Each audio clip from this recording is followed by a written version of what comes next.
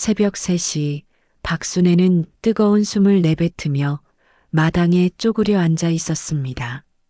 72세의 굽은 등이 달빛 아래 유독 작아 보였습니다. 손에 쥔 작은 삽이 차가운 흙을 긁어내는 소리만이 고요한 밤을 깨뜨렸습니다. 이게 맞을까? 순애는 속으로 중얼거리며 손을 멈췄습니다.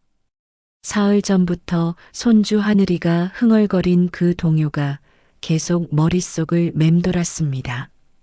섬집 아기, 산토끼, 반달 나비야. 아이는 마치 외운 것처럼 정확한 순서로 노래했습니다. 그리고 장독대를 가리키며 웃었습니다. 아빠가 이 노래 순서가 제일 중요하대요, 할머니. 그때 하늘이의 맑은 목소리가 지금도 귓가에 선명했습니다. 순애는 고개를 저었습니다. 이른이 넘어서 이런 짓을 하고 있다니. 하지만 시장에서 평생을 살아온 그녀의 촉은 거짓말을 하지 않았습니다. 삽끝이 무언가 단단한 것에 부딪혔습니다. 순애의 심장이 쿵 하고 뛰었습니다. 조심스럽게 흙을 걷어내자 검은 철제 뚜껑이 모습을 드러냈습니다. 생각보다 큰 상자였습니다.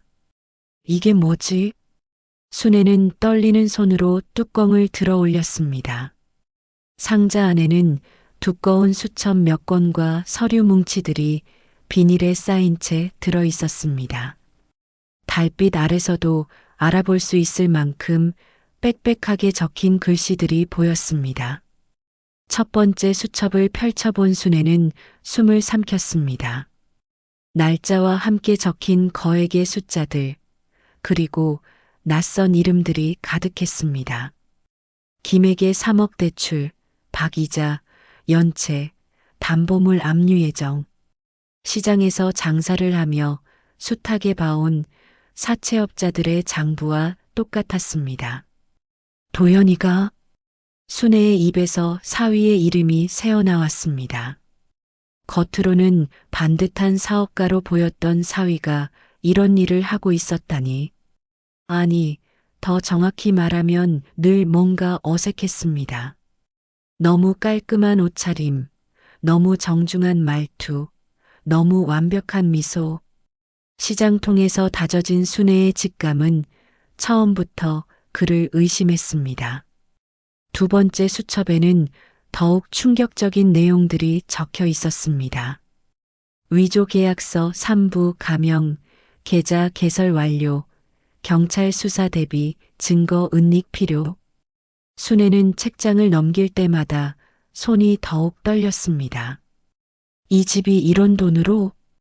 순애는 고개를 들어 큰 집을 바라봤습니다. 대리석 현관, 넓은 거실, 값비싼 가구들. 딸 민정이는 남편이 사업을 잘해서 이런 집에서 살 수 있게 됐다고 자랑했습니다. 하지만 진실은 달랐습니다. 이 모든 것이 남의 피와 눈물로 만들어진 것이었습니다. 마지막 수첩의 뒷페이지에서 순애는 더욱 놀라운 것을 발견했습니다. 동요 가사들이 적혀 있었습니다. 섬집 아기, 산토끼, 반달 나비야. 그리고 각 제목 옆에는 번호가 매겨져 있었습니다. 1번, 2번, 3번, 4번. 이게 암호였구나. 순애는 이제야 모든 것을 이해했습니다. 사위는 증거를 숨기기 위해 암호를 만들었고 혹시나 해서 어린 아들에게까지 그 순서를 외우게 했던 것입니다. 만약을 대비한 보험이었던 셈입니다. 순애는 서류들을 다시 살펴봤습니다. 차용증, 위조된 신분증, 가짜 사업자 등록증까지. 사위의 범죄는 상상보다 훨씬 컸습니다. 이런 증거들이 발견되면 감옥은 물론이고 이 집도 딸의 미용실도 모두 사라질 것입니다. 민정이가 알까? 순애는 딸을 떠올렸습니다. 최근 들어 유독 야윈 얼굴, 자꾸 시선을 피하는 모습, 예전보다 말수가 적어진 것. 모든 것이 설명됐습니다. 딸도 알고 있었지만 현실을 받아들일 용기가 없었던 것입니다. 바람이 불어와 나뭇잎들이 바스락거렸습니다. 순애는 깜짝 놀라 주변을 살폈습니다. 다행히 아무도 없었습니다. 서둘러 서류들을 다시 상자에 넣고 뚜껑을 덮었습니다. 그리고 흙을 다시 덮어 원래대로 만들었습니다. 하지만 이미 늦었습니다. 진실을 알아버린 이상 모르는 척할 수 없었습니다. 순애는 천천히 일어서며 무릎에 흙을 털었습니다. 72년을 살아오면서 가장 큰 결정을 내려야 할 때가 온 것 같았습니다. 이제 돌이킬 수 없다. 순애는 한숨을 쉬며 집 안으로 들어갔습니다. 복도를 지나다 하늘이의 방문 앞에서 발걸음을 멈췄습니다. 문틈으로 새어나오는 작은 숨소리가 들렸습니다. 순진한 아이는 아무것도 모른 채 꿈나라에 있었습니다. 이 아이만큼은 지켜야 해. 순애의 마음속에 불길이 타올랐습니다. 시장에서 떡볶이를 팔며 딸을 키워낸 그 억척스러운 마음이 다시 살아났습니다. 이번에는 손주와 딸을 지켜내야 했습니다. 비록 상대가 사위라 해도 말입니다. 순애는 자신의 방으로 들어가 침대에 앉았습니다. 하지만 잠은 오지 않았습니다. 머릿속에는 온통 장독대 밑에서 본 그 서류들 뿐이었습니다. 숫자들, 이름들, 날짜들이 마치 악몽처럼 계속 떠올랐습니다. 새벽 5시가 되어서야 순애는 결심을 굳혔습니다. 내일부터 본격적으로 움직이기로 했습니다. 사위의 정체를 정확히 파악하고 딸과 손주를 안전하게 지킬 방법을 찾아야 했습니다. 창밖으로 새벽 햇살이 스며들기 시작했습니다. 순애는 창을 열어 신선한 공기를 마셨습니다. 장독대 쪽을 바라보니 어제 밤의 일이 꿈 같았습니다. 하지만 손톱 사이에 남은 흙이 그것이 현실임을 증명하고 있었습니다. 시작이구나. 순애는 작게 중얼거리며 미소를 지었습니다. 72세의 나이에도 불구하고 그녀의 눈빛은 여전히 날카로웠습니다. 시장에서 수십 년을 버틴 그 강인함이 이번에도 힘을 발휘할 때였습니다. 이제 진짜 싸움이 시작되는 것입니다. 오전 6시, 박순애는 습관처럼 눈을 떴습니다.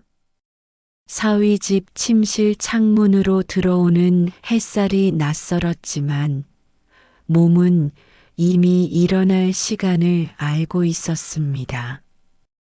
50년 넘게 새벽부터 장사를 시작했던 몸이 어찌 하루아침에 바뀔 수 있겠습니까? 순애는 조용히 일어나 부엌으로 향했습니다. 넓고 반짝이는 주방이지만 왠지 정이 가지 않았습니다. 그녀의 마음은 자꾸만 30년 전 그 좁은 분식집으로 돌아갔습니다. 귓가에 들리는 것 같은 시장 사람들의 목소리. 순애는 미소를 지으며 물을 끓였습니다. 된장찌개를 끓이려고 했지만 재료가 모자랐습니다. 이 집 냉장고에는 비싼 수입 치즈와 와인만 가득했습니다. 순애는 외투를 걸치고 집을 나섰습니다. 가장 가까운 전통시장을 찾아가기로 했습니다. 걸어서 10분 거리에 있는 한솔시장이었습니다. 버스를 타고 갈 수도 있었지만 걷는 것이 더 좋았습니다. 시장 냄새를 미리 맡을 수 있었거든요. 시장 입구에 들어서자마자 순애의 얼굴이 환해졌습니다. 익숙한 냄새들이 코끝을 스쳤습니다. 파김치 냄새, 생선 비린내, 기름에 튀겨지는 호떡 냄새. 이것이 바로 그녀가 그리워했던 삶의 냄새였습니다. 순애는 시장을 천천히 돌아다녔습니다.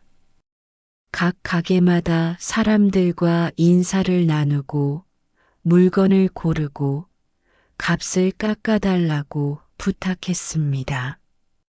30년 전 자신의 모습과 똑같았습니다. 생선 가게에서 순애는 고등어를 만져봤습니다. 고등어의 눈이 흐리고 비늘이 잘 떨어졌습니다. 적어도 이틀은 된 것이었습니다. 사장에게 말하니 얼굴이 당황스러워졌습니다. 결국 값을 깎아주었습니다. 순애는 만족스럽게 고등어를 샀습니다. 떡볶이 가게 앞을 지날 때였습니다. 젊은 사장이 떡을 볶고 있는 모습이 30년 전 자신과 똑같아 보였습니다. 순애는 발걸음을 멈추고 한참을 바라봤습니다. 떡볶이를 시켜 먹으며 순애는 젊은 사장에게 조언을 해주었습니다. 불 조절 방법과 양념 넣는 타이밍을 알려주었습니다. 젊은 사장이 고마워하며 깊이 인사했습니다. 순애는 뿌듯한 마음으로 가게를 나왔습니다. 시장 중앙 광장에서 순애는 잠시 앉아 휴식을 취했습니다. 주변에는 나이 지긋한 어르신들이 모여 앉아 이야기를 나누고 있었습니다. 요즘 젊은 사람들이 시장에 오지 않는다는 걱정, 마트보다 시장이 더 정겹다는 이야기들이 오갔습니다. 순애도 자연스럽게 대화에 참여했습니다. 어르신들과 이야기를 나누다 보니 순애의 마음이 한결 편해졌습니다. 하지만 문득 딸과 손주가 떠올랐습니다. 지금 이 순간에도 그들은 위험 속에 있었습니다. 순애는 일어나 마저 장을 봤습니다. 마지막으로 들른 곳은 반찬 가게였습니다. 사장 아주머니가 반찬을 파는 모습을 보니 옛날 생각이 났습니다. 순애도 한때는 김치를 담가 팔았었거든요. 김치를 한 입 맛보니 짠맛이 강하고 젓갈 맛이 부족했습니다. 젓갈을 조금 더 넣으면 깊은 맛이 날 것 같다고 조언해 주었습니다. 사장 아주머니가 고마워했습니다. 순애는 김치 한 포기를 샀습니다. 장을 다 보고 집으로 돌아가는 길, 순애는 뿌듯함을 느꼈습니다. 몇 시간 만에 여러 사람들과 정을 나누고 도움도 주고받았습니다. 이것이 바로 시장의 매력이었습니다. 사위 집에 도착해서 순애는 정성스럽게 된장찌개를 끓였습니다. 시장에서 산 신선한 재료들로 만든 찌개는 향부터 달랐습니다. 할머니, 뭐 끓여요? 된장찌개란다. 맛있겠지? 네. 할머니 음식이 제일 맛있어요. 하늘이의 순진한 웃음을 보니 순애의 마음이 아팠습니다. 이 아이는 아직 아무것도 모르고 있었습니다. 엄마, 벌써 일어나셨어요? 이른데. 장 보러 다녀왔어. 된장찌개 끓였으니까 같이 먹자. 민정은 피곤한 얼굴로 고개를 끄덕였습니다. 민정아, 너 괜찮니? 네, 괜찮아요. 그냥 좀 피곤할 뿐이에요. 하지만 순애의 눈에는 딸이 무언가를 숨기고 있다는 것이 보였습니다. 50년 넘게 사람들과 부대끼며 살아온 그녀의 직감이었습니다. 식사 시간에 사위 도연이 나타났습니다. 어머님, 이른 아침부터 수고하셨습니다. 아니에요. 당연한 일이죠. 순애는 정중하게 대답했습니다. 하지만 속으로는 도연을 관찰하고 있었습니다. 식사 후 도연이 회사에 간다며 집을 나갔습니다. 순애는 설거지를 하며 생각에 잠겼습니다. 어젯밤 장독대에서 본 그 서류들이 계속 머릿속을 맴돌았습니다. 이 손이 사람의 거짓말도 만져낼 수 있어. 순애는 설거지하던 손을 바라보며 중얼거렸습니다. 시장에서 수십 년을 살아오며 터득한 능력이었습니다. 사람의 표정, 목소리, 몸짓만 봐도 진심인지 거짓인지 알 수 있었습니다. 그리고 사위 도연은 분명히 무언가를 숨기고 있었습니다. 아니, 숨기는 정도가 아니라 완전히 다른 사람인 척하고 있었습니다. 순애는 결심을 굳혔습니다. 시장에서 배운 모든 지혜와 경험을 동원해서 딸과 손주를 지켜내겠다고. 72세의 나이가 무엇입니까? 아직도 무엇이든 할 수 있었습니다. 창밖을 바라보니 장독대가 보였습니다. 어젯밤의 비밀이 그곳에 묻혀 있었습니다. 순애는 다시 한번 마음을 다잡았습니다. 이제 진짜 싸움을 시작할 때였습니다. 사흘 전 박순애가 딸의 집에 처음 발을 들여놓던 순간이 떠올랐습니다. 검은 철제 대문 앞에 서서 인터폰을 누르던 그때의 기억이 생생했습니다. 엄마 오셨어요? 인터폰에서 나온 딸의 목소리는 예전과 달랐습니다. 뭔가 기운이 빠져 있었고 억지로 밝게 말하려는 노력이 느껴졌습니다. 순애는 그때부터 이상함을 감지했습니다. 대문이 열리자 넓은 마당이 펼쳐졌습니다. 잘 정돈된 조경과 반짝이는 타일이 햇빛을 받아 눈부셨습니다. 하지만 순애의 눈에는 뭔가 인위적으로 보였습니다. 마치 잡지에서 본 모델하우스 같았습니다. 와, 정말 큰 집이네. 순애는 감탄했지만 속으로는 다른 생각을 했습니다. 이렇게 큰 집을 살 정도로 사위의 사업이 잘 되고 있다는 것일까요? 아니면 다른 이유가 있는 것일까요? 현관문에 다가가자 더욱 놀라웠습니다. 무거운 원목 문짝과 황동 손잡이, 그리고 문 옆에 설치된 디지털 도어락까지. 순애가 평생 살아온 단칸방과는 차원이 다른 세계였습니다. 딸 민정이 문을 열어주었습니다. 하지만 순애는 순간 당황했습니다. 3개월 만에 본 딸의 모습이 너무 달라져 있었거든요. 민정아, 많이 얕조다. 그래요? 요즘 일이 좀 바빠서. 민정의 얼굴은 확실히 야위어 있었습니다. 뺨이 푹 들어가고 눈 밑에는 짙은 다크서클이 자리 잡고 있었습니다. 예전에 통통했던 얼굴은 온데간데 없었습니다. 더 이상했던 것은 딸의 눈빛이었습니다. 항상 밝고 웃음기가 많았던 민정의 눈에서 생기를 찾을 수 없었습니다. 마치 무언가에 눌려 있는 것 같았습니다. 어서 들어오세요. 민정이 순애를 안내했습니다. 현관을 들어서자마자 순애는 온몸에 소름이 돋았습니다. 너무 추웠습니다.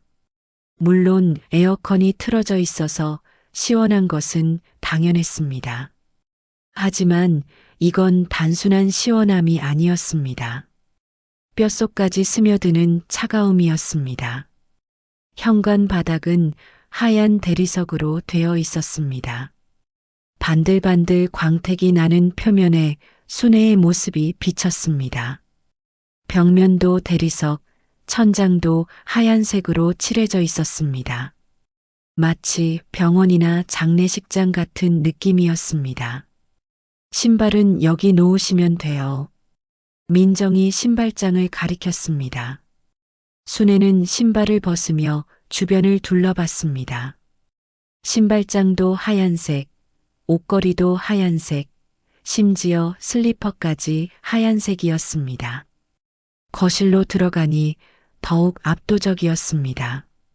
넓은 공간에 고급 소파와 대형 TV, 그리고 크리스털 샹들리에까지 모든 것이 값비싸 보였지만 따뜻함은 전혀 느껴지지 않았습니다.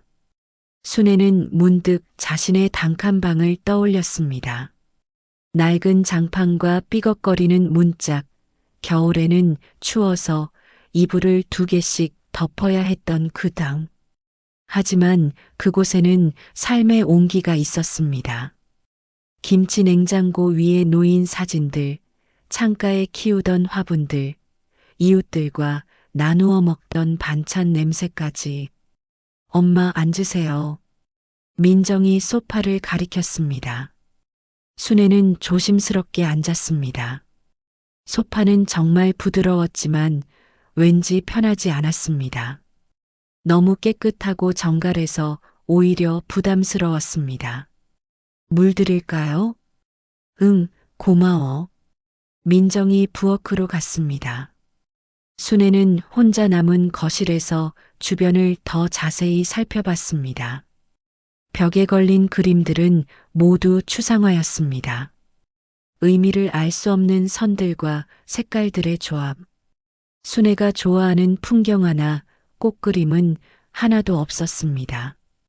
테이블 위에는 장식품들이 놓여 있었습니다. 크리스털로 만든 꽃병, 은색 촛대, 유리로 만든 조각품들. 모두 비싸 보였지만 만져보고 싶은 마음은 들지 않았습니다. 가장 이상한 것은 소리였습니다. 아니, 소리가 없다는 것이 이상했습니다. 시계 소리, 냉장고 돌아가는 소리, 심지어 바깥의 차 소리까지도 들리지 않았습니다. 마치 진공 상태 같았습니다. 순애는 자신이 살던 동네를 생각했습니다. 시장의 떠들썩한 소리, 아이들 뛰노는 소리, 아저씨들의 장기 두는 소리, 아주머니들의 수다 소리. 때로는 시끄럽다고 생각했지만 지금 생각해보니 그것이 삶의 소리였습니다. 이때 계단에서 발소리가 들렸습니다. 사위 도연이 내려오고 있었습니다. 어머님, 어서 오세요. 도연은 정중하게 인사했습니다. 하지만 순애는 그의 인사가 진심 같지 않다고 느꼈습니다. 너무 완벽했습니다. 마치 연습한 것 같았습니다. 도연의 모습도 인상적이었습니다. 집에 있는데도 정장 바지를 입고 있었고 셔츠는 구김 하나 없이 다림질되어 있었습니다.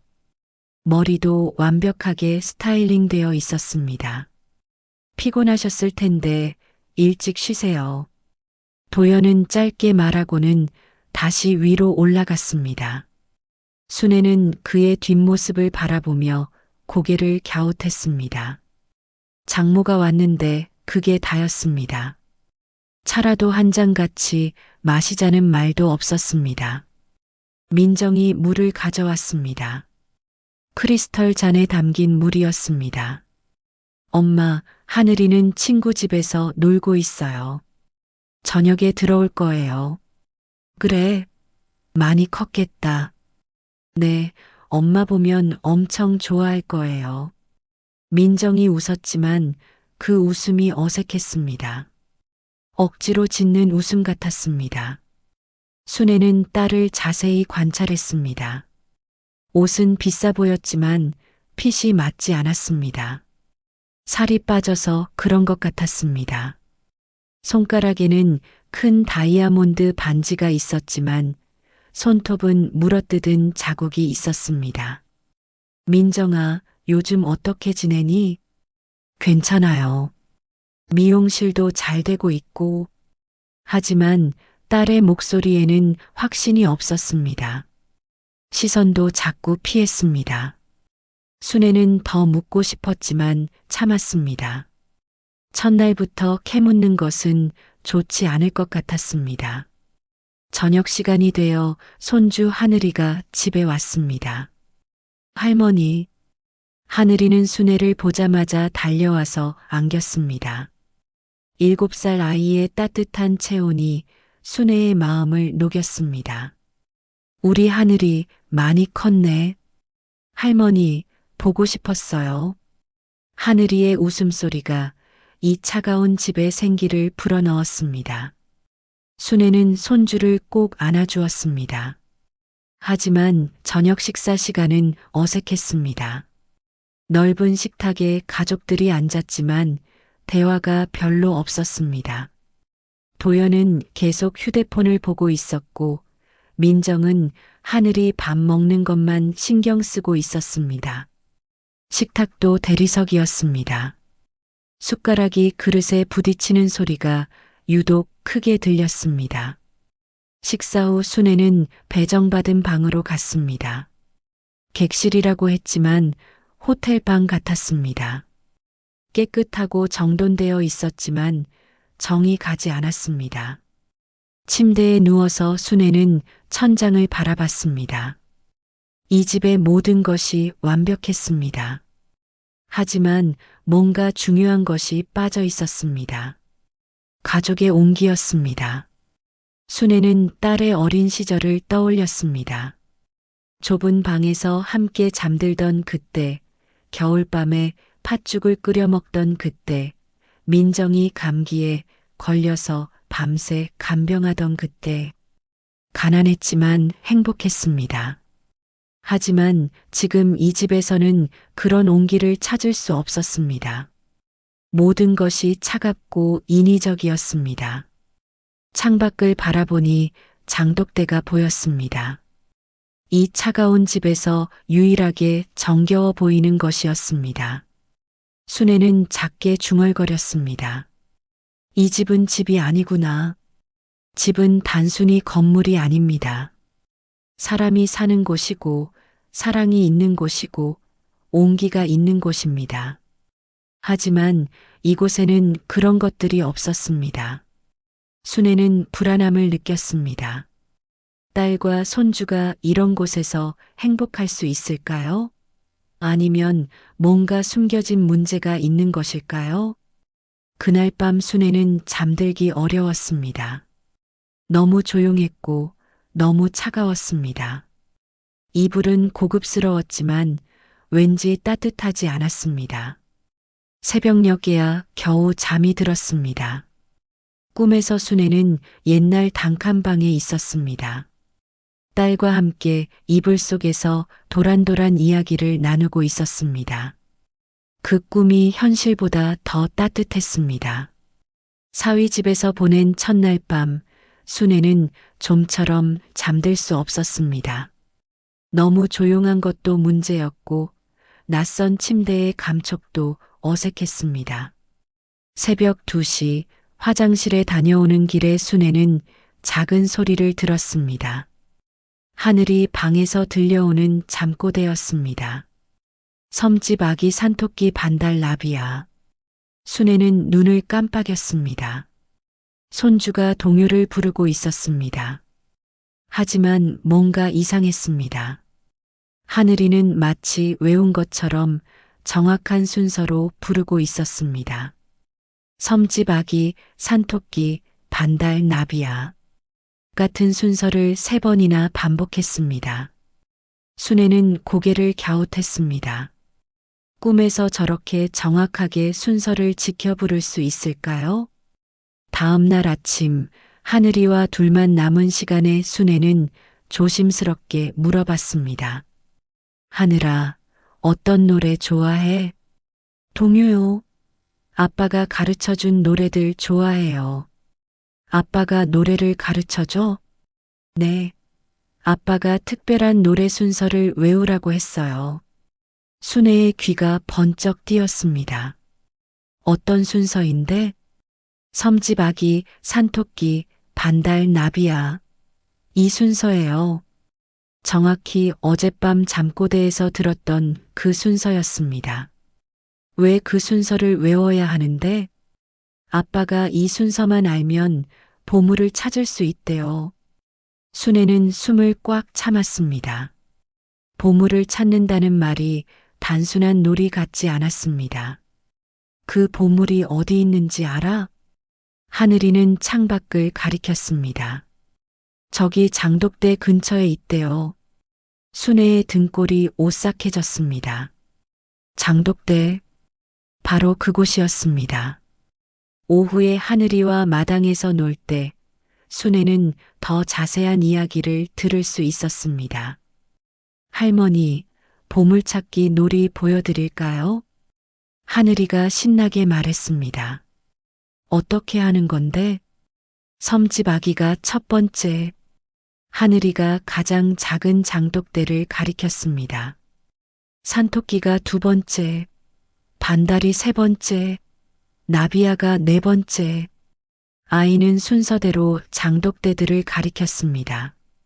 그리고 마지막에 하늘이가 가장 큰 장독대 앞에 섰습니다. 톡, 톡, 톡. 3번 두드리는 거예요. 순애는 온몸에 소름이 돋았습니다. 이건 단순한 놀이가 아니었습니다. 명백한 암호였습니다. 하늘아, 이 놀이를 다른 사람한테 말하면 안 되나? 네. 아빠가 우리만의 비밀이라고 했어요. 엄마한테도? 아빠가 엄마한테 말하면 더 혼난다고 했어요. 순애는 사위가 얼마나 치밀하게 계획했는지 알 수 있었습니다. 하늘아, 만약에 순서를 까먹으면 어떻게 돼? 하늘이의 얼굴이 잠깐 어두워졌습니다. 아빠가 화내요. 무서워요. 어떻게 화내는데? 큰 소리로 소리쳐요. 그리고 때리기도 해요. 순애는 온몸이 떨렸습니다. 사위가 아이를 때렸다니. 어디를 때리는데? 엉덩이요. 그리고 손바닥도. 순애는 분노가 치밀어 올랐습니다. 7살 아이에게 그런 압박을 가하다니. 그날 밤 순애는 다시 하늘이의 잠꼬대를 들었습니다. 섬집 아기 산토끼 반달 나비야. 이번에는 더욱 선명하게 들렸습니다. 아이는 깊은 잠에 빠져서도 그 순서를 잊지 않고 있었습니다. 순애는 창밖 장독대를 바라봤습니다. 낮에는 정겨운 전통 항아리들로 보였지만 지금은 뭔가 음산한 기운이 감돌았습니다. 이건 단순한 놀이가 아니야. 순애는 작게 중얼거렸습니다. 사위는 위험한 상황에 대비해 중요한 물건을 숨길 장소를 미리 정해두었고 만약의 경우를 대비해 7살 아들에게까지 그 위치를 외우게 했던 것입니다. 그리고 그 암호는 아이가 좋아하는 동요로 포장되어 있었습니다. 누가 들어도 순진한 놀이로 보이게 말입니다. 순애는 결심했습니다. 내일 밤에는 직접 확인해 보기로. 손주의 순진한 잠꼬대가 알려준 단서를 따라가 보기로. 더 이상 가만히 있을 수 없어. 순애는 마음을 굳혔습니다. 어떤 일이 있어도 이 순진한 아이만큼은 지켜내겠다고. 그것이 할머니의 의무라고. 하늘이의 잠꼬대를 들은 지 이틀이 지났습니다. 순애는 그동안 딸 민정을 유심히 관찰했습니다. 뭔가 말하고 싶었지만 적절한 시기를 기다리고 있었습니다. 기회는 생각보다 빨리 왔습니다. 도연이 출장을 간다며 며칠 집을 비운다고 했습니다. 하늘이도 학교에 간 오후 민정이 일찍 미용실에서 돌아왔습니다. 엄마, 집에 계셨네요. 민정은 피곤한 얼굴로 소파에 앉았습니다. 요즘 부쩍 야위어 보였습니다. 뺨이 더욱 푹 들어갔고 눈빛에는 생기가 없었습니다. 순애는 부엌에서 차를 우려왔습니다. 딸이 좋아하던 둥글레 차였습니다. 민정아, 차 마셔라. 고마워요. 민정이 차를 받아들었습니다.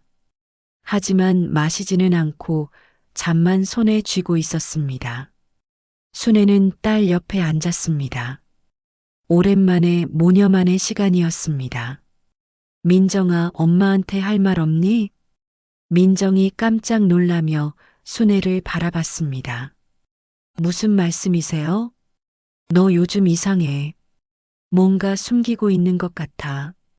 순애는 조심스럽게 말을 꺼냈습니다. 딸의 반응을 살피면서 말했습니다. 민정의 얼굴이 굳어졌습니다. 차를 마시는 척하며 시선을 피했습니다.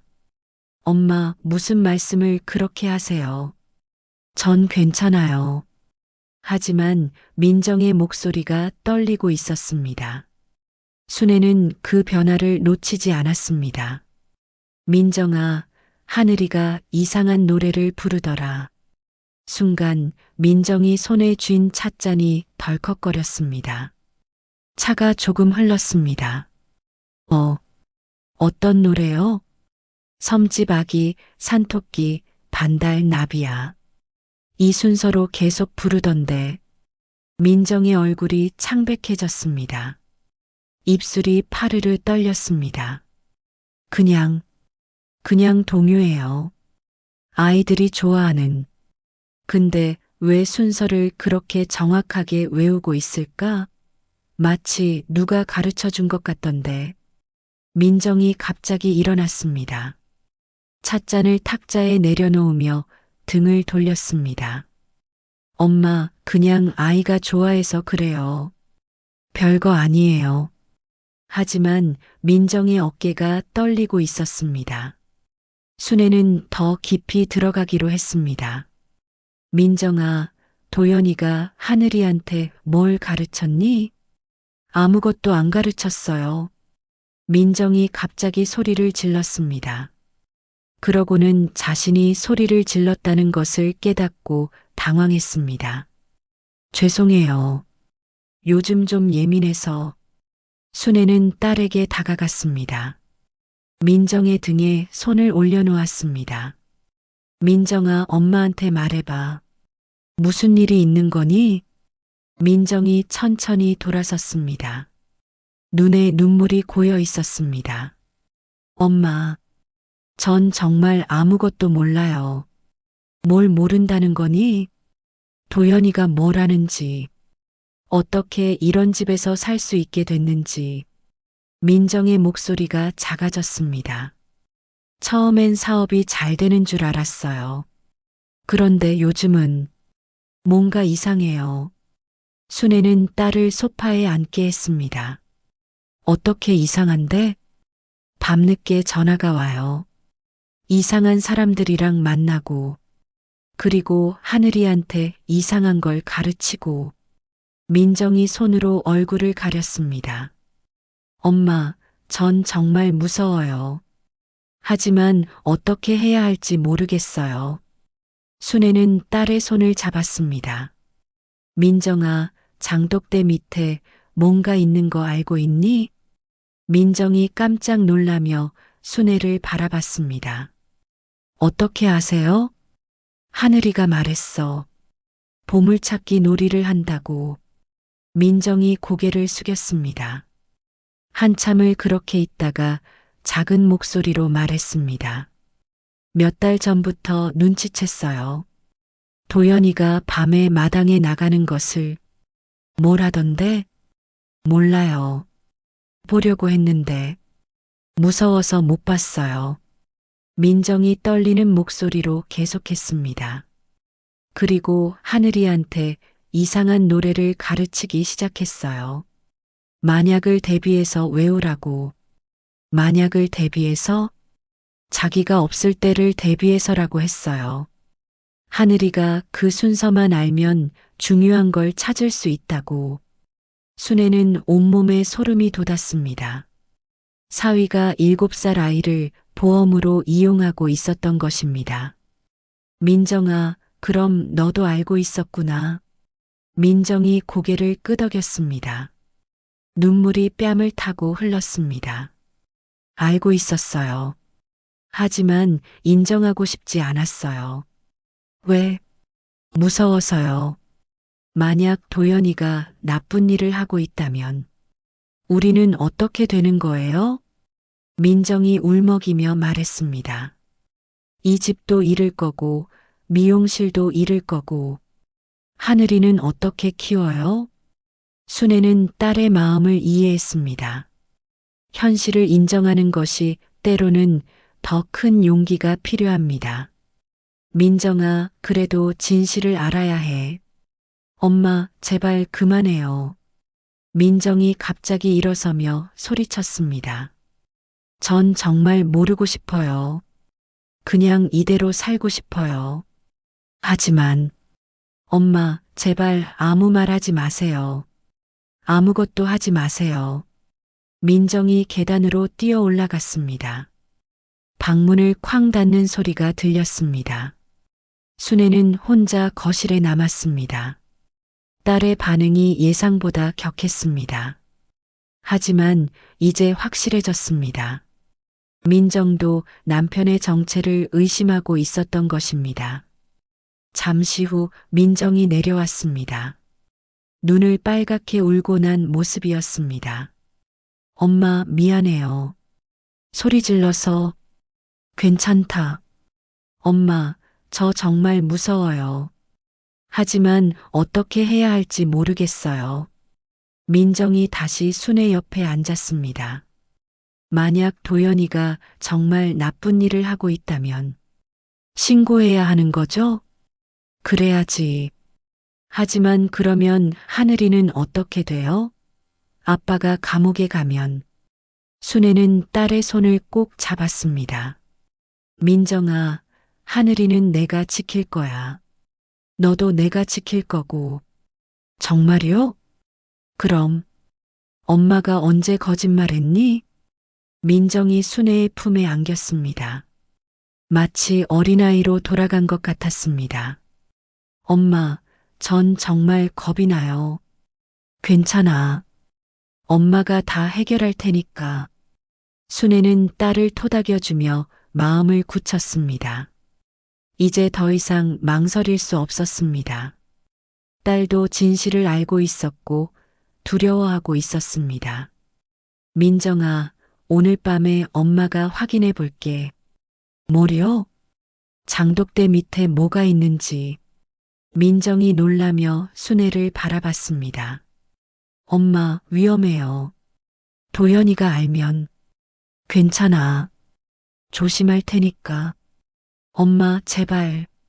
민정이 순애의 팔을 잡았습니다. 전 정말 무서워요. 하지만 동시에 진실을 알고 싶기도 해요. 순애는 딸의 복잡한 심정을 이해했습니다. 진실을 알고 싶지만 그 결과가 두려운 마음. 민정아, 이제 돌이킬 수 없어. 하늘이를 위해서라도 해야 해. 민정이 고개를 끄덕였습니다. 눈에는 여전히 두려움이 있었지만 동시에 결단의 빛도 보였습니다. 엄마, 조심하세요. 정말 조심하세요. 알았어. 그날 저녁 하늘이가 집에 돌아왔습니다. 아이는 평소처럼 밝게 웃었지만 순애의 눈에는 그 웃음이 더욱 소중해 보였습니다. 저녁을 먹으며 순애는 하늘이를 바라봤습니다. 이 순진한 아이가 모르는 사이에 어른들의 어둠 속에 휘말려 있었습니다. 하늘아, 할머니가 너를 지켜줄 거야. 순애는 속으로 다짐했습니다. 오늘 밤 반드시 진실을 밝혀내겠다고. 밤이 깊어갔습니다. 순애는 시계를 바라보며 기다렸습니다. 드디어 행동할 시간이 다가오고 있었습니다. 민정과의 대화 이후 순애는 하늘이를 더욱 자세히 관찰하기 시작했습니다. 아이의 행동 하나하나가 새로운 의미로 다가왔습니다. 다음 날 오후 하늘이는 평소처럼 마당에서 놀고 있었습니다. 순애는 부엌 창문으로 손주를 바라보며 설거지를 했습니다. 섬집 아기 산토끼 반달 나비야. 하늘이가 신나게 노래를 흥얼거리며 장독대 주변을 뛰어다녔습니다. 7살 아이답게 천진난만한 모습이었습니다. 하지만 순애의 귀에는 그 노래가 전혀 순수하게 들리지 않았습니다. 순애는 설거지를 멈추고 마당으로 나갔습니다. 하늘아, 뭐하고 노니? 할머니, 보물찾기 놀이하고 있어요. 하늘이가 환하게 웃으며 달려왔습니다. 순진한 웃음이지만 순애는 가슴이 먹먹했습니다. 보물찾기 놀이? 어떻게 하는 건데? 아빠가 가르쳐 준 거예요. 정말 재밌어요. 하늘이는 손을 잡고 순애를 장독대 앞으로 끌고 갔습니다. 여기 봐요, 할머니. 아이가 가리킨 곳은 일렬로 늘어선 4개의 장독대였습니다. 크기는 제각각이었지만 모두 전통적인 모양이었습니다. 이게 보물찾기와 무슨 상관이 있는데? 아빠가 말했어요. 이 노래 순서만 알면 보물을 찾을 수 있다고. 하늘이의 목소리에는 흥분이 가득했습니다. 아이에게는 정말 신나는 게임이었던 것입니다. 어떤 순서인데? 섬집 아기가 첫 번째, 하늘이가 가장 작은 장독대를 가리켰습니다. 산토끼가 두 번째, 이번에는 중간 크기의 장독대였습니다. 반달이 세 번째, 또 다른 중간 크기의 장독대를 가리켰습니다. 나비야가 네 번째, 마지막은 가장 큰 장독대였습니다. 순애는 그 순서를 머릿속에 새겨두었습니다.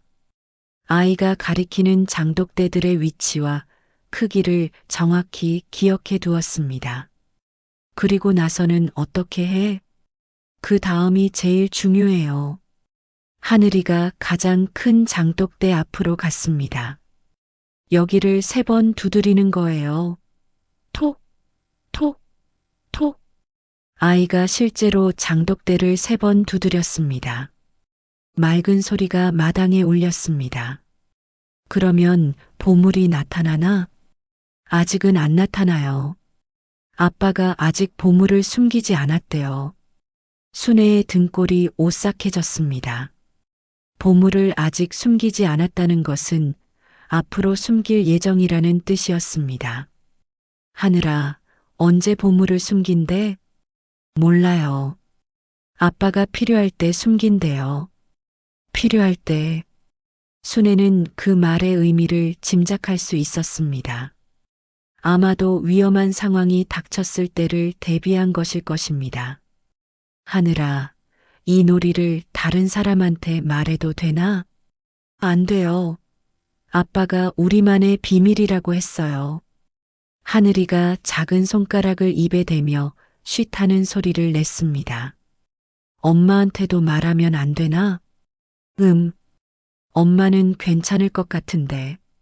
하지만 아빠가 말하지 말라고 했어요. 순애는 사위가 얼마나 치밀하게 계획했는지 알 수 있었습니다. 심지어 아내에게도 비밀로 하라고 했던 것입니다. 하늘아, 이 놀이를 언제부터 했어? 한 달 전부터요. 아빠가 매일매일 연습하라고 했어요. 한 달 전, 순애는 다시 한번 그 시기를 생각해 봤습니다. 민정이 이상해지기 시작한 때와 정확히 일치했습니다. 매일 연습해? 네. 잠들기 전에 꼭 해요. 순서를 까먹으면 안 된다고 했어요. 그래서 잠꼬대에서도 그 순서가 나왔던 것입니다. 아이의 무의식 속에까지 각인된 것이었습니다. 하늘아, 만약에 순서를 까먹으면 어떻게 돼? 하늘이의 얼굴이 잠깐 어두워졌습니다. 아빠가 화내요. 무서워요. 순애의 가슴이 답답해졌습니다. 7살 아이에게 그런 압박을 가했다니. 어떻게 화내는데? 큰 소리로 소리쳐요. 그리고 하늘이가 말을 멈췄습니다. 뭔가 더 말하고 싶어 하지만 망설이고 있었습니다.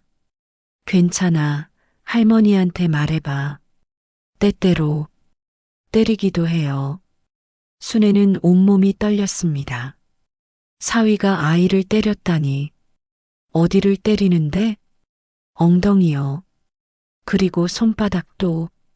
하늘이가 자신의 작은 손을 바라봤습니다. 순애는 그 작은 손을 잡고 자세히 살펴봤습니다. 다행히 상처는 보이지 않았습니다. 하늘아, 아프지? 조금요. 하지만 아빠가 나중에 사과해요.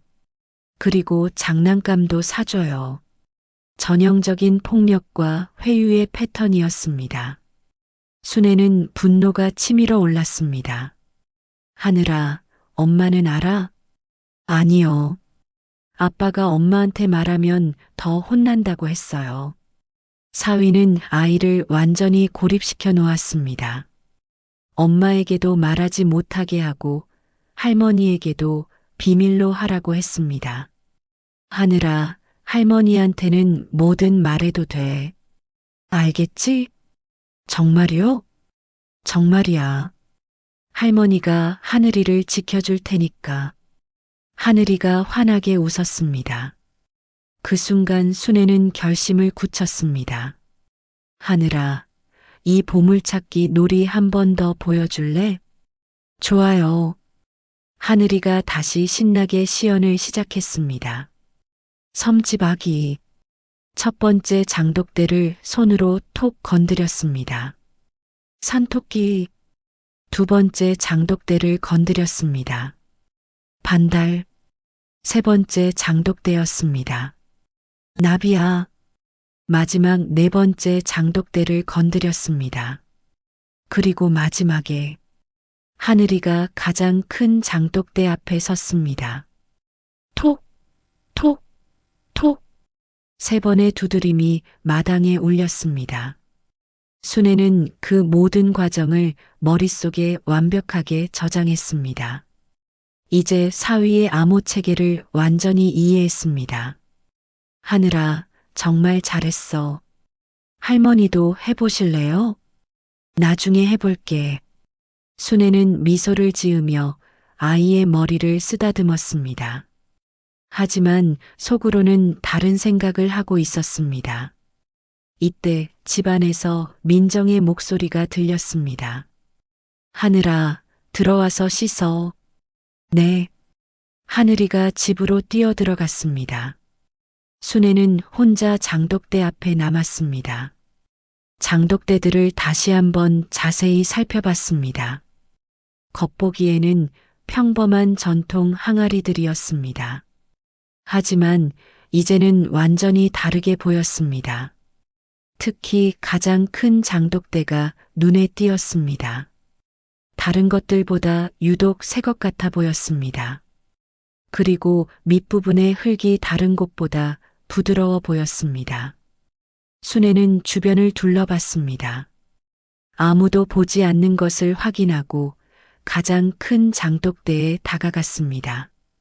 손으로 조심스럽게 밑부분을 만져봤습니다. 역시나 흙이 최근에 파헤쳐진 흔적이 있었습니다.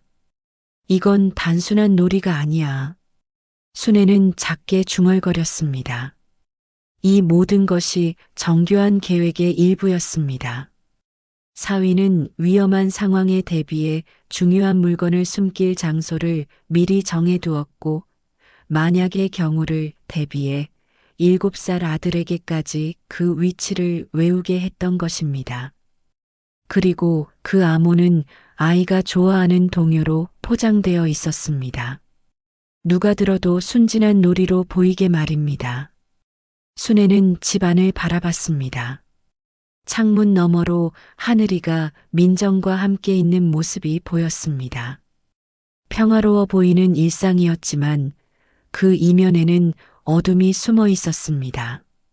더 이상 가만히 있을 수 없어. 순애는 마음을 굳혔습니다.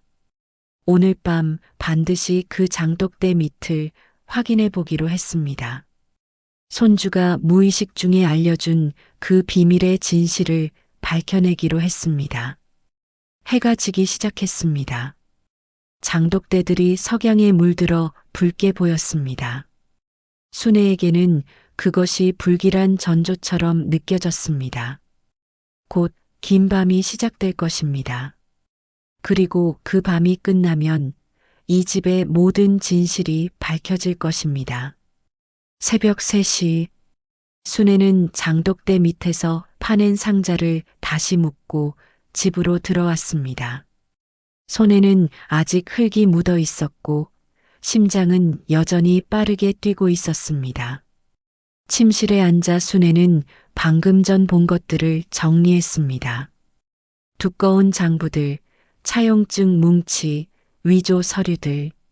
모든 것이 사위의 범죄를 증명하는 결정적 증거였습니다. 하지만 이제 어떻게 해야 할까요? 순애는 창밖을 바라봤습니다.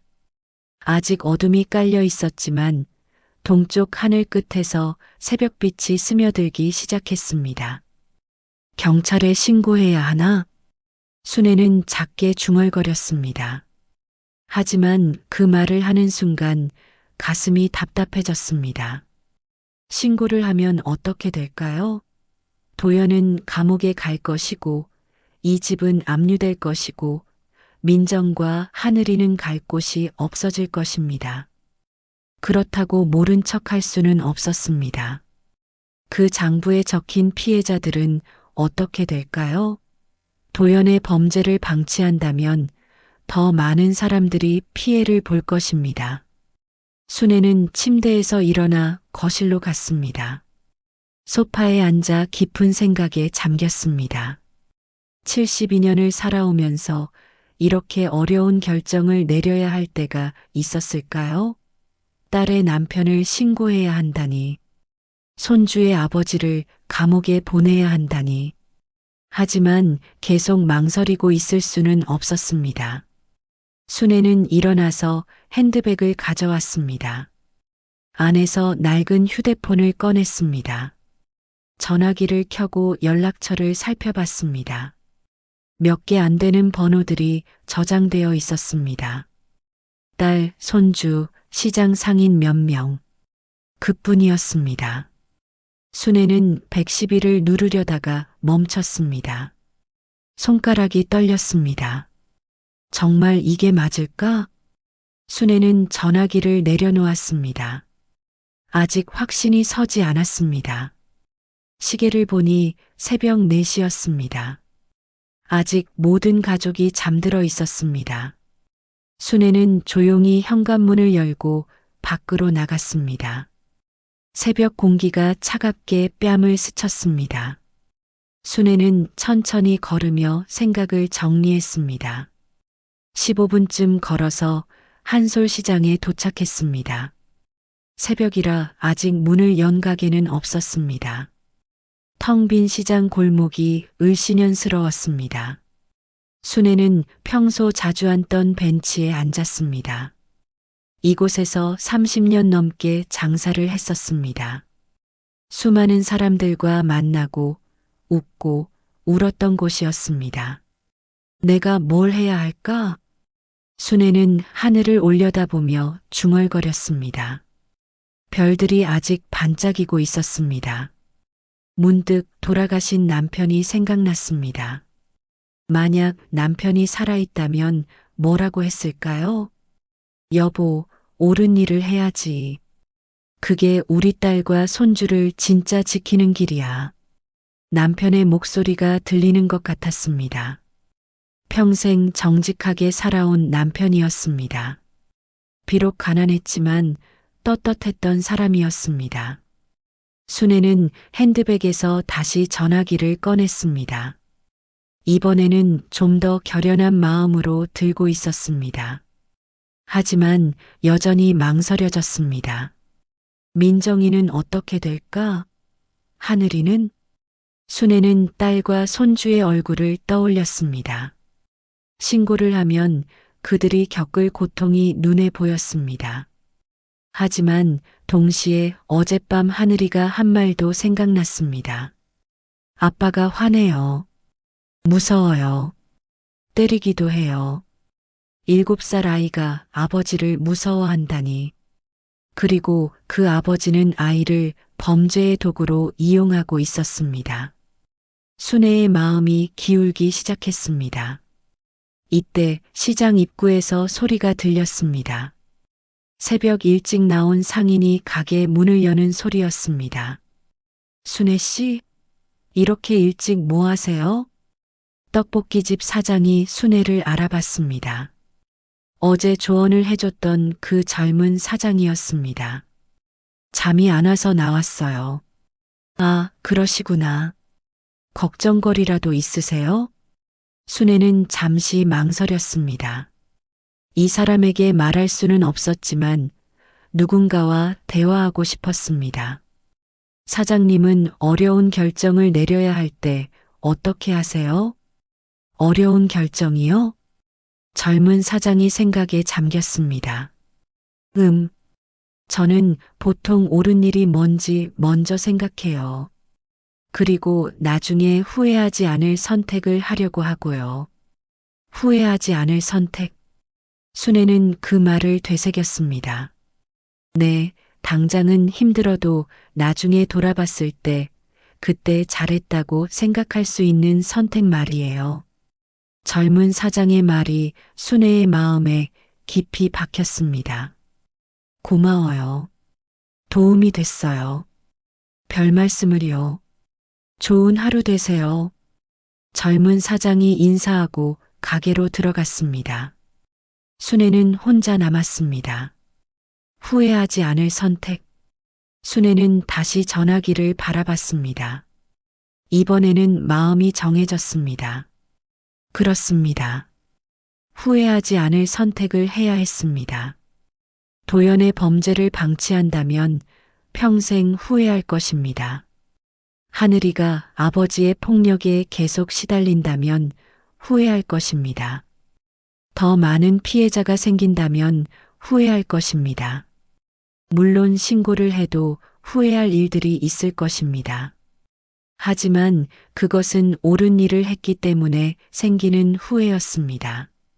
순애는 천천히 112를 눌렀습니다. 신호음이 울렸습니다. 한 번, 두 번, 세 번.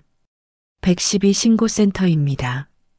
드디어 전화가 연결됐습니다. 순애의 심장이 쿵쾅거렸습니다. 저, 신고할 일이 있습니다. 네, 말씀하세요. 사채업과 관련된 범죄를 신고하고 싶습니다. 순애의 목소리가 떨렸습니다. 하지만 확신에 찬 떨림이었습니다. 자세한 내용을 말씀해 주세요.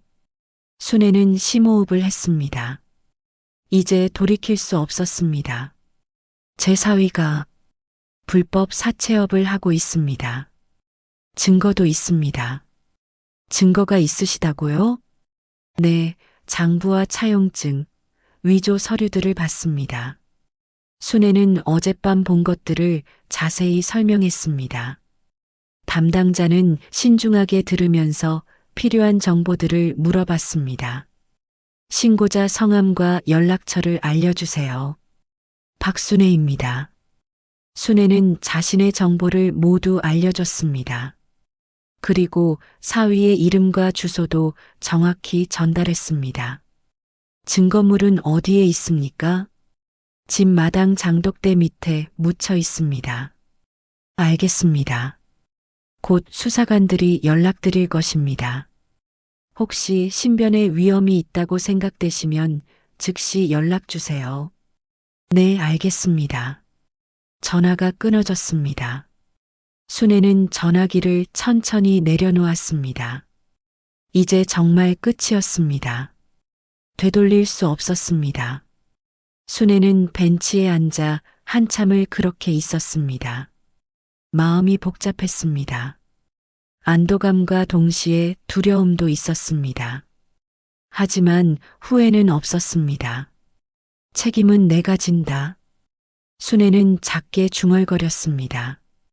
이 결정으로 인해 생기는 모든 결과를 자신이 감당하겠다는 뜻이었습니다. 하늘이 밝아지기 시작했습니다. 시장에도 하나둘 사람들이 나타나기 시작했습니다. 새로운 하루가 시작되는 것이었습니다. 순애도 일어났습니다. 이제 집으로 돌아가야 했습니다. 딸과 손주에게 말해야 했습니다. 그리고 곧 올 수사관들을 기다려야 했습니다. 걸음걸음마다 무거웠지만 순애의 얼굴에는 결연함이 있었습니다. 72년을 살아오면서 가장 어려운 결정을 내렸지만 가장 옳은 결정이라고 확신했습니다. 이제 시작이구나. 순애는 하늘을 올려다보며 중얼거렸습니다. 진짜 싸움이 이제부터 시작될 것입니다. 하지만 순애는 준비되어 있었습니다. 딸과 손주를 지키기 위해 그리고 더 많은 피해자를 막기 위해 자신이 할 수 있는 모든 것을 하겠다고 다짐했습니다. 1년 후 오전 7시 순애는 작은 주방에서 된장찌개를 끓이고 있었습니다. 좁은 빌라의 창문으로 들어오는 햇살이 국물 위에서 반짝였습니다. 할머니, 일어났어요. 하늘이가 잠옷 차림으로 부엌에 나타났습니다. 8살이 된 하늘이는 키도 많이 자랐고 무엇보다 표정이 밝아졌습니다. 우리 하늘이 잘 잤니? 네, 꿈도 안 꿨어요. 하늘이가 환하게 웃었습니다. 예전처럼 잠꼬대를 하지 않게 된 지도 벌써 몇 달이 지났습니다. 순애는 아이의 머리를 쓰다듬어 주었습니다. 이제 하늘이는 더 이상 무서운 꿈을 꾸지 않았습니다. 아버지를 무서워하지도 않았습니다. 엄마는 아직 자요. 어젯밤에 늦게 들어왔거든요. 민정은 요즘 새로 연 작은 미용실에서 열심히 일하고 있었습니다. 예전처럼 크지는 않았지만 이번에는 정말 자신의 힘으로 만든 가게였습니다. 순애는 밥상을 차렸습니다. 작은 원목 식탁이었지만 따뜻한 느낌이 났습니다. 된장찌개, 김치, 계란말이, 시래기나물. 소박하지만 정성이 담긴 반찬들이었습니다. 할머니, 이 집이 훨씬 좋아요. 하늘이가 의자에 앉으며 말했습니다. 왜? 따뜻해요. 그리고 할머니 냄새가 나요. 순애는 웃음이 났습니다. 할머니 냄새라니. 할머니 냄새가 뭔데? 된장찌개 냄새. 그리고 뭔가 포근한 냄새. 하늘이의 표현에 순애는 가슴이 따뜻해졌습니다. 이때 민정이 일어나서 나왔습니다. 머리는 부스스했지만 얼굴에는 생기가 돌았습니다. 예전처럼 야위지도 않았고 눈빛도 맑았습니다. 엄마, 또 일찍 일어나셨네요. 습관이야. 어서 앉아서 먹어라. 민정이 순애 옆에 앉았습니다. 세 사람이 작은 식탁에 둘러앉으니 아늑했습니다. 엄마, 어제 미용실에 손님이 많이 왔어요. 그래, 다행이다. 네, 단골 손님들이 하나둘 늘고 있어요. 정말 감사해요. 민정의 목소리에는 자신감이 있었습니다. 예전처럼 불안해하지 않았습니다. 순애는 딸의 변화가 기뻤습니다. 처음에는 모든 것을 잃고 절망했던 민정이었지만 이제는 자신의 힘으로 일어서고 있었습니다. 엄마, 정말 고마워요. 민정이 갑자기 말했습니다. 뭐가? 그때 용기 내주셔서요. 엄마가 아니었다면 민정은 말을 잇지 못했습니다. 1년 전 그 일을 떠올리는 것 같았습니다. 도연이 체포된 날을 순애도 잊을 수 없었습니다. 수사관들이 집에 와서 증거를 압수하고 도연을 연행해 가던 그날, 민정은 하늘이를 꼭 안고 울었습니다. 그 후 몇 달은 정말 힘들었습니다. 집은 압류되었고 민정의 미용실도 문을 닫아야 했습니다. 세 식구는 순애의 단칸방에서 함께 지내야 했습니다. 하지만 그 시간들이 오히려 가족을 더 단단하게 만들었습니다. 서로에게 의지하며 하루하루를 버텨냈습니다. 그때는 정말 막막했지. 순애가 회상하며 말했습니다. 네, 전 정말 모든 게 끝난 줄 알았어요. 하지만 우리가 해냈잖아. 순애는 딸의 손을 잡았습니다. 이제는 정말 우리 힘으로 사는 거야. 민정이 고개를 끄덕였습니다. 눈가에 눈물이 살짝 맺혔습니다. 할머니, 울면 안 돼요. 하늘이가 엄마를 걱정하며 말했습니다. 안 울어, 안 울어. 기쁜 눈물이야. 민정이 웃으며 하늘이를 안아주었습니다. 아침을 먹고 하늘이가 학교에 간 후 순애와 민정은 함께 설거지를 했습니다. 엄마, 요즘 아빠 생각 안 나요? 하늘이가 가끔 묻는 질문이었습니다. 가끔 생각나지. 하지만 지금이 더 좋아. 민정이 솔직하게 대답했습니다. 하늘이는 어때? 처음에는 많이 물어봤는데 요즘은 거의 안 물어봐요. 아이들은 적응이 빠르네요. 순애는 다행이라고 생각했습니다. 하늘이가 아버지의 그림자에서 벗어나고 있는 것 같았습니다. 오후에 순애는 근처 시장에 장을 보러 갔습니다. 이곳도 예전에 장사했던 한솔시장과 비슷한 분위기였습니다. 순애 씨, 오늘도 오셨네요. 야채 가게 아주머니가 반갑게 인사했습니다. 이사 온 지 6개월 만에 벌써 단골이 되었습니다. 네, 저녁 준비하려고요. 오늘은 뭐 해 드실 거예요? 김치찌개 끓이려고 해요. 돼지고기 좀 주세요. 순애는 장을 보며 이런 일상이 소중하다고 느꼈습니다. 평범한 장보기, 평범한 대화, 평범한 하루. 이것이 진짜 행복이었습니다. 저녁 시간에 세 식구가 다시 모였습니다. 김치찌개가 보글보글 끓고 있었고 집 안에는 구수한 냄새가 가득했습니다. 할머니, 이 냄새 정말 좋아요.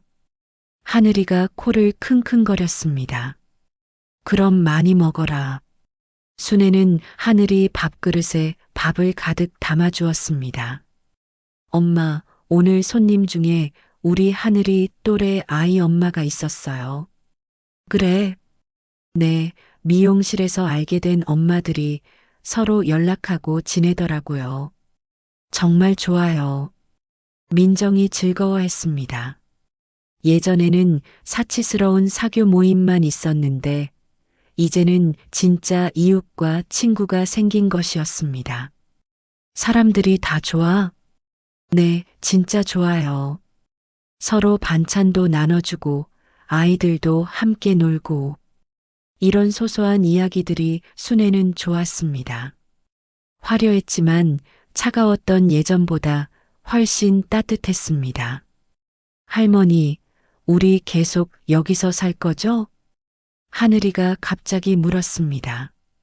그럼 왜? 좋아서요. 예전 집은 너무 추웠어요. 하늘이의 솔직한 말에 순애와 민정이 웃었습니다.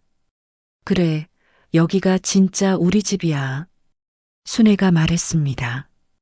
저녁을 먹고 하늘이가 숙제를 하는 동안 순애와 민정은 거실에 앉아 차를 마셨습니다. 엄마, 정말 감사해요. 민정이 다시 한번 말했습니다. 맨날 고맙다고 하네. 정말로 고마워서요. 엄마가 용기 내주지 않았다면 우리는 계속 그 지옥에서 살았을 거예요. 순애는 딸의 손을 잡았습니다. 민정아, 이제 다 지나간 일이야. 앞만 보자. 네, 엄마. 창밖으로 저녁 노을이 보였습니다. 작은 창문이었지만 노을이 방 안까지 따뜻하게 비쳐 들어왔습니다. 정말 예쁘다. 민정이 노을을 바라보며 말했습니다. 그러게. 예전에는 이런 걸 볼 여유도 없었는데. 순애도 노을을 바라봤습니다. 화려한 대리석 집에서는 느낄 수 없었던 여유였습니다. 밤이 되어 하늘이가 잠들고 민정도 방으로 들어간 후 순애는 혼자 거실에 앉아 있었습니다. 작은 거실이었지만 정말 평온했습니다. 하늘이의 크레파스, 민정의 미용 잡지, 순애의 뜨개질 실, 세 사람의 삶이 자연스럽게 섞여 있었습니다. 순애는 창밖을 바라봤습니다. 별들이 반짝이고 있었습니다. 이제야 진짜 집을 찾았다. 순애는 작게 중얼거렸습니다. 집은 크기가 아니었습니다. 집은 화려함이 아니었습니다. 집은 사랑하는 사람들과 함께 만들어가는 따뜻한 공간이었습니다. 1년 전 그 결정이 옳았다는 것을 이제 확신할 수 있었습니다. 비록 많은 것을 잃었지만 더 소중한 것을 얻었습니다. 진실, 자유, 그리고 진짜 행복. 순애는 미소를 지으며 불을 껐습니다. 내일도 평범하고 소중한 하루가 기다리고 있었습니다. 작은 집 안에는 깊은 평안이 깃들어 있었습니다. 새 모녀의 새로운 시작이 조용히 이어져 가고 있었습니다.